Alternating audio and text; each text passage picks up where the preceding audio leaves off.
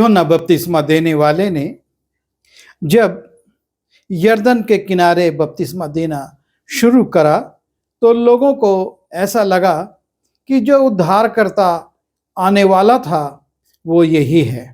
और तब यूहन्ना सफाई में ये कहता है, जब हम मत्ती रचित सुसमाचार उसके 3 अध्याय के 11वें पद को देखते हैं, मैं तो तुम्हें पानी से मन फिराव का बपतिस्मा देता हूं, परंतु जो मेरे बाद आने वाला है वो मुझसे शक्तिशाली है, मैं उसकी जूती उठाने के योग्य नहीं।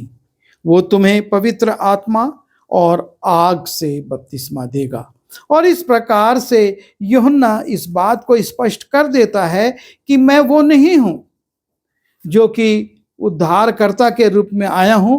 मैं तो तुमको मन फिराव का बपतिस्मा दे रहा हूं, लेकिन मेरे बाद जो आएगा वो तुमको पवित्र आत्मा का और आग का बपतिस्मा देगा।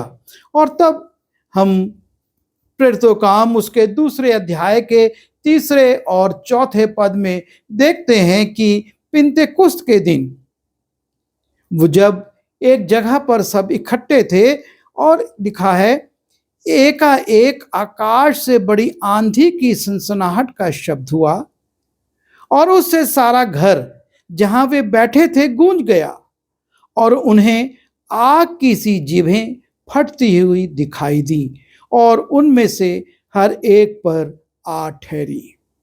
और वे सब पवित्र आत्मा से भर गए और जिस प्रकार आत्मा ने उन्हें बोलने की सामर्थ्य दी, वे अन्य अन्य भाषा बोलने लगे। जो बात यूहन्ना ने बपतिस्मा देते समय कही थी कि मैं तो तुमको पानी से बपतिस्मा दे रहा हूं, पर मेरे बाद जो आएगा वो सामर्थ्य है और वो तुमको आग से और पवित्र आत्मा से बपतिस्मा देगा। और पिन्तेकुस्त के दिन उसकी ये बात पूरी होती है।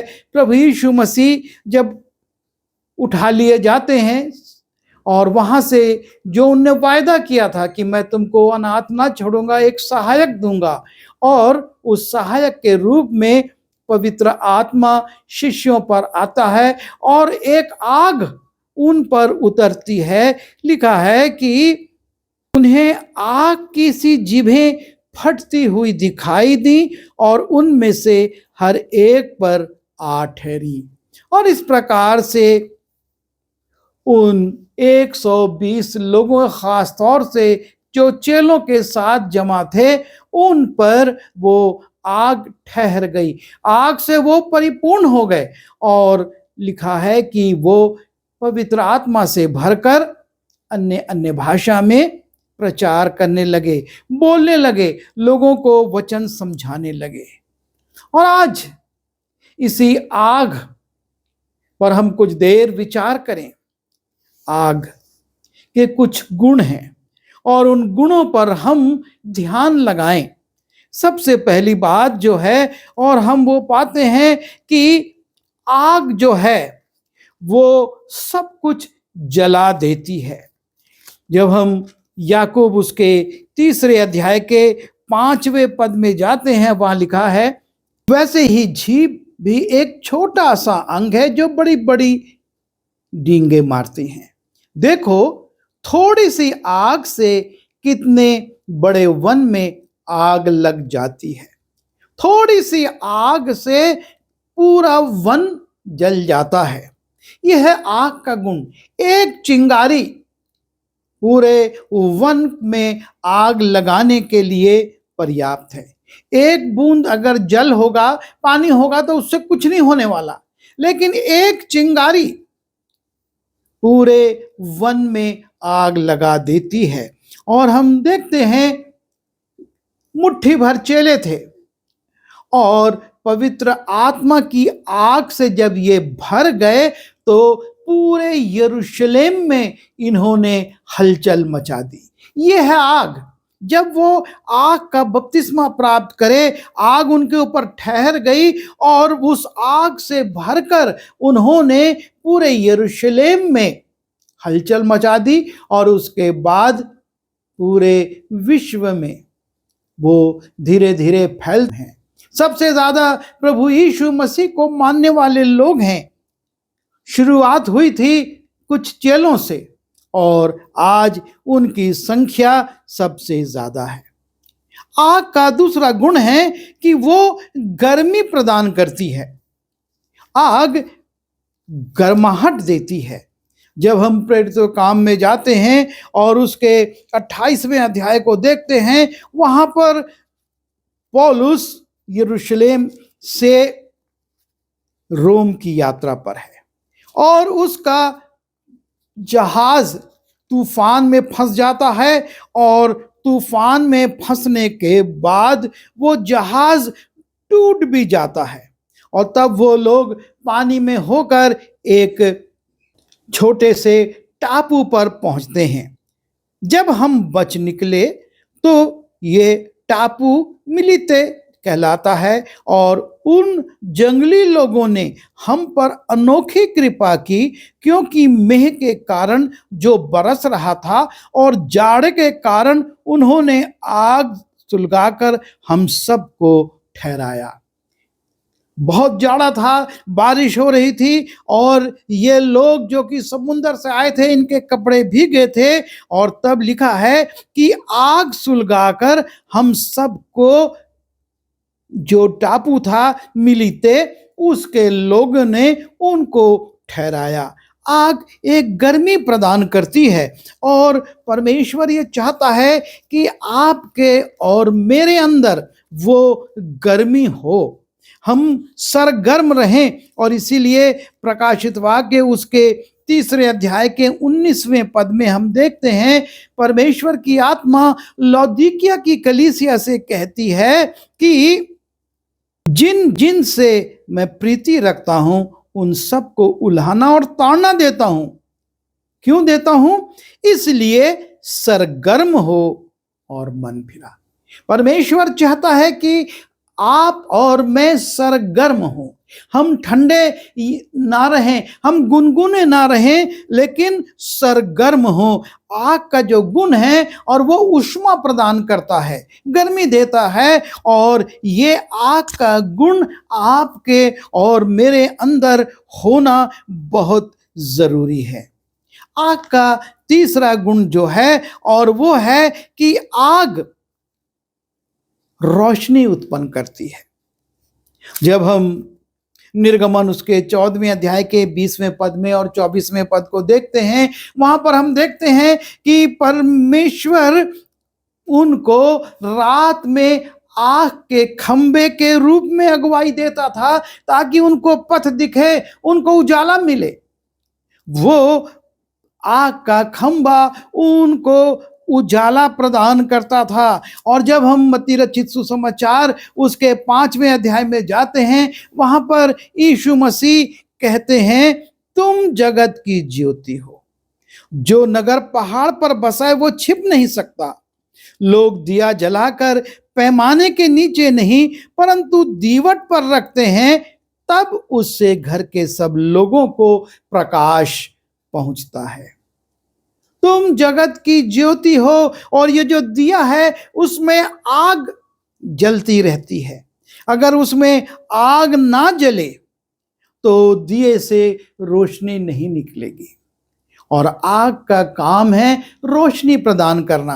परमेश्वर आग के खंभे के रूप में उनको रोशनी भी देता था, उनको रात में उस बेयाबान जंगल में लिए चलता था। और फिर यीशु मसीह भी अपने लोगों से कहते हैं कि तुम जगत की ज्योति, अपने अंदर तुमको आग रखना है। जब तक तुम में आग नहीं होगी तुम किसी को उजाला नहीं दे सकते। जैसा कि दीपक का काम है कि वो घर के सब लोगों को प्रकाश देता है, और इसलिए हमको अपने अंदर उस आग के इस तीसरे गुण को भी रखना है कि हम दूसरों को रोशनी दे सकें, हमसे लोग प्रकाश को प्राप्त करें। और चौथा गुण जो आग का है और वो है आग परखती है, आग जांचती है। आग के द्वारा जांच की जाती है। जब हम पहला कुरिन्थी उसके 3 अध्याय में जाते हैं और वहां पर हम देखते हैं 13वें पद में कि लिखा है, तो हर एक का काम प्रकट हो जाएगा, क्योंकि वह दिन उसे बताएगा, इसलिए कि आग के साथ प्रकट होगा। वो दिन जो है वो आग के साथ प्रकट होगा और वो आग हर एक का काम परखेगी कि कैसा है। आग का जो काम है और वो है परखना, वो परखती है। आग आपके और मेरे काम को परखने वाली है।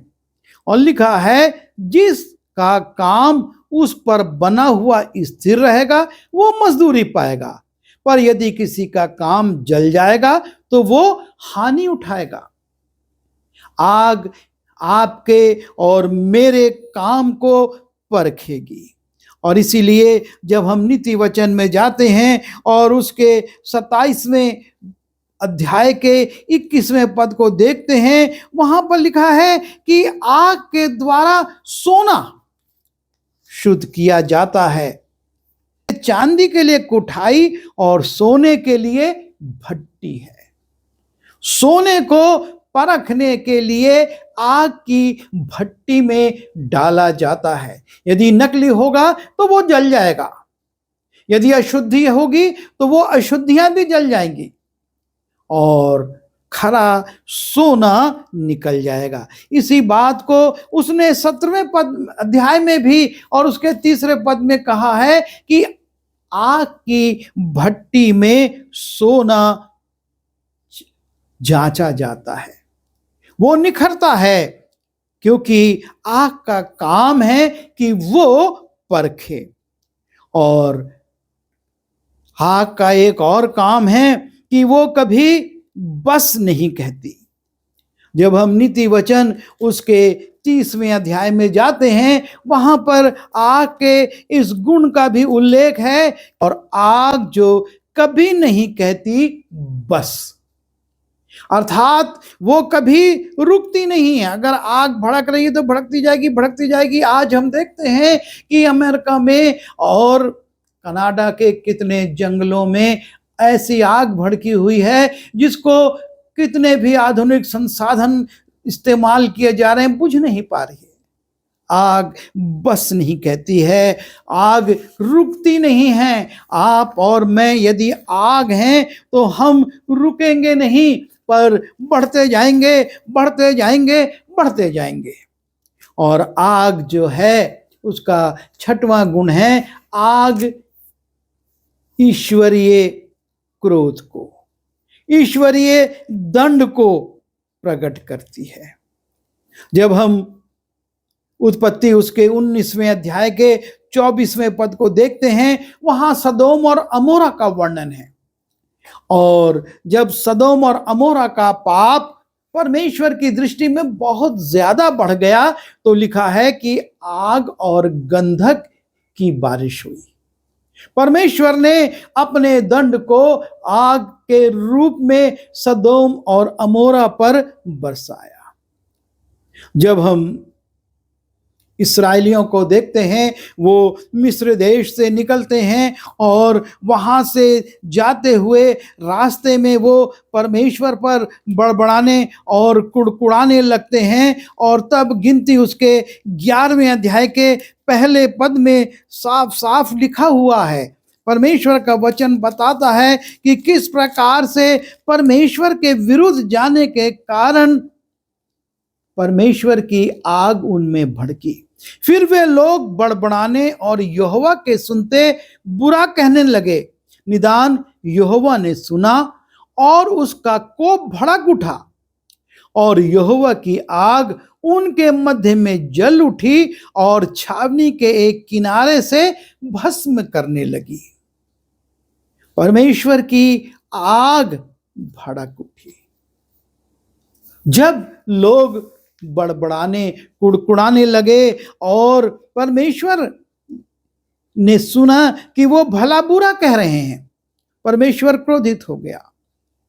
जब हम दूसरा राजा उसके पहले अध्याय के 10वें और 12वें पद को देखते हैं, वहां पर लिखा हुआ है एलिया के विषय में। जब एलिया के पास आराम के सैनिक आते हैं और उसका सेनापति कहता है नीचे उतर, हमको ले जाना है। और एलिया कहता है अगर मैं प्रभु का दास हूं तो आग गिरे और इनको भस्म कर दे। और 50-50 सैन्यों की टुकड़ियां 2 बार भस्म हो गई। आग ईश्वरीय दंड को, ईश्वरीय क्रोध को प्रकट करती है और परमेश्वर की उपस्थिति को भी। 7वां गुण जो है और वो है आग ईश्वरीय उपस्थिति का भी प्रतीक है। जब मूसा को परमेश्वर दर्शन देता है और वहां पर हम देखते हैं कि वो देखता है कि निर्गमन उसके 3 अध्याय के 2 पद से 6वें पद में कि झाड़ी जल तो रही है, झाड़ी में आग है लेकिन भस्म नहीं होती।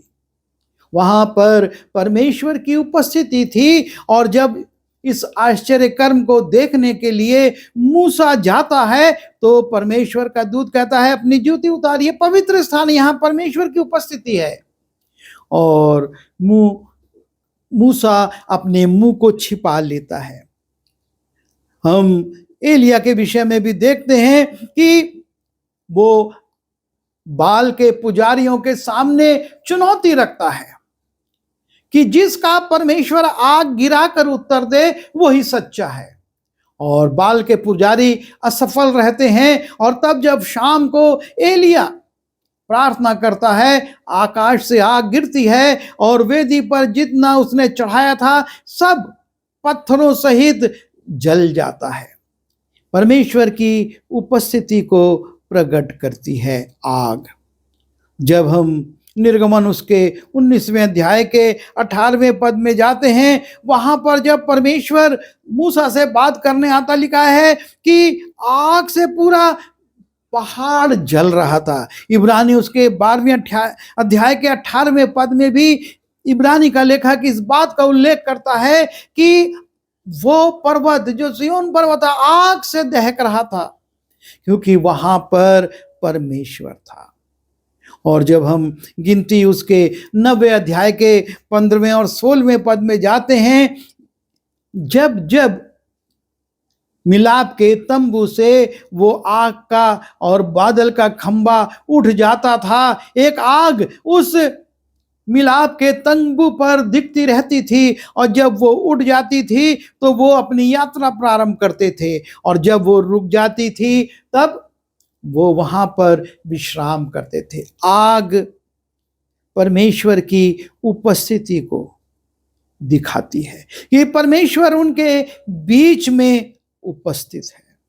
और 8वां गुण जो आग का है, और वो आग हमको शुद्धता प्रदान करती है, आग शुद्ध कर देती है। जब हम यशाया उसके 6वें अध्याय के 5वें और 7वें पद को देखते हैं, वहां पर परमेश्वर का दर्शन करने के बाद यशाया कहता है मैं तो अशुद्ध होंठ वाला मनुष्य हूं और अशुद्ध होंठ वाले मनुष्यों के बीच में रहता हूं। और तब लिखा है वेदी पर से एक आग के अंगारे को उठाकर दूत उसके होंठों से छुआ देता है और कहता है अब तू शुद्ध है। और तब वो कहता है हां मैं जाऊंगा। परमेश्वर पूछता है कौन जाएगा? यशाया कहता है मैं जाऊंगा, क्योंकि वो शुद्ध हो गया था। और जब हम प्रकाशित वाक्य उसके 18वें पद में उसकी पहली लाइन में, इसलिए मैं तुझे सम्मति देता हूं कि आग में ताया हुआ सोना मुझसे मोल ले। आग से शुद्ध किया हुआ सोना तू मुझसे लो। तू संसारिक चीजों को लेकर सोचता मैं धनाढ्य हूं, पर नहीं, तू आग से ताया हुआ सोना मुझसे प्राप्त कर। परमेश्वर ने आग को हमारे निमित्त ठहराया है कि वो शुद्धता प्रदान करे।